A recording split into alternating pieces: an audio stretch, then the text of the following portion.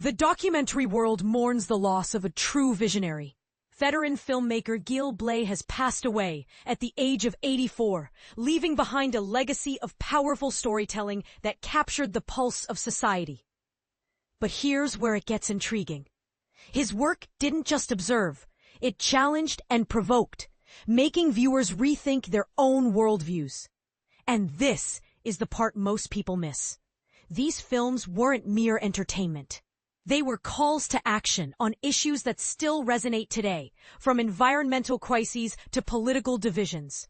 If you're new to filmmaking, imagine a director who treated his subjects like honored guests in a heartfelt conversation, always with patience and respect, turning complex social issues into accessible narratives that even beginners can grasp. It's a reminder that great documentaries can educate without overwhelming.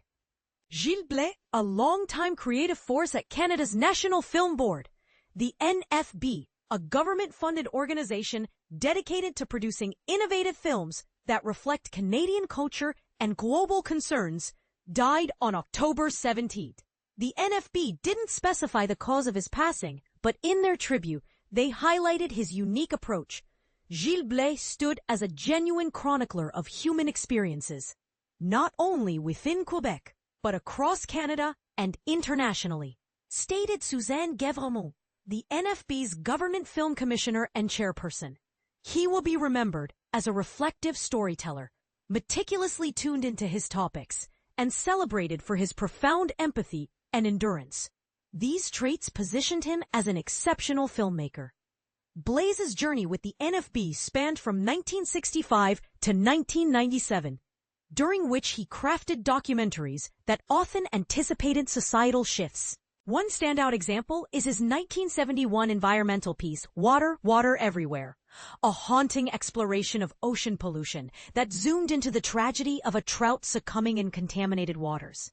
Think of it as an early wake-up call for climate action, showing how industrial waste can devastate wildlife in ways that are invisible until it's too late.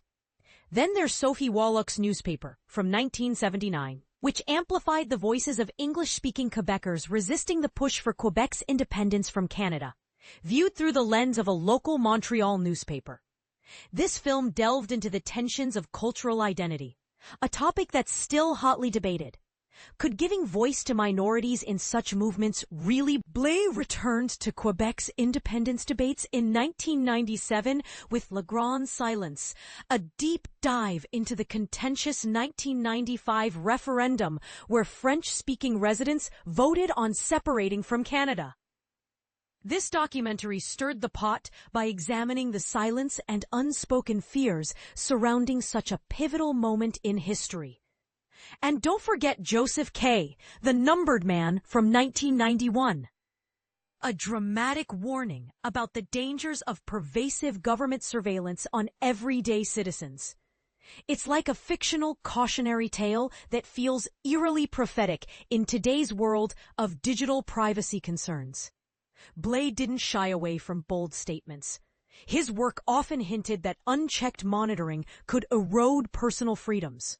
A counterpoint that might make you wonder, are we trading security for liberty in ways we barely notice? Born in 1941 in Rimouski, Quebec, Blais began his career as an assistant cameraman on In the Labyrinth, a collaborative project by directors Roman Kreuter, Colin Lowe, and Hugh O'Connor, created for the iconic Expo 67 in Montreal. He also lent his skills to Beluga Days, 1968, a film by Pierre Perrault, Michel Brault, and Bernard Gosselin, which celebrated the traditional beluga whale fisheries in rural Canada, offering a glimpse into how communities once lived in harmony with nature. In that same year, he served as assistant director on Straight to the Heart, a satirical drama comedy by Jean-Pierre Lefebvre, featuring musician Robert Charlebois as a peace-loving individual manipulated by shadowy powers into supporting violence. It's a quirky example of how cinema can critique authority, perhaps making you think about how easy it is to sway public opinion. Blais directed his inaugural documentaries in 1971, including The Netsilik Eskimo Today. which followed the daily life of an Inuit family in Canada's Arctic, humanizing Indigenous cultures for broader audiences and showing the resilience of communities adapting to harsh environments.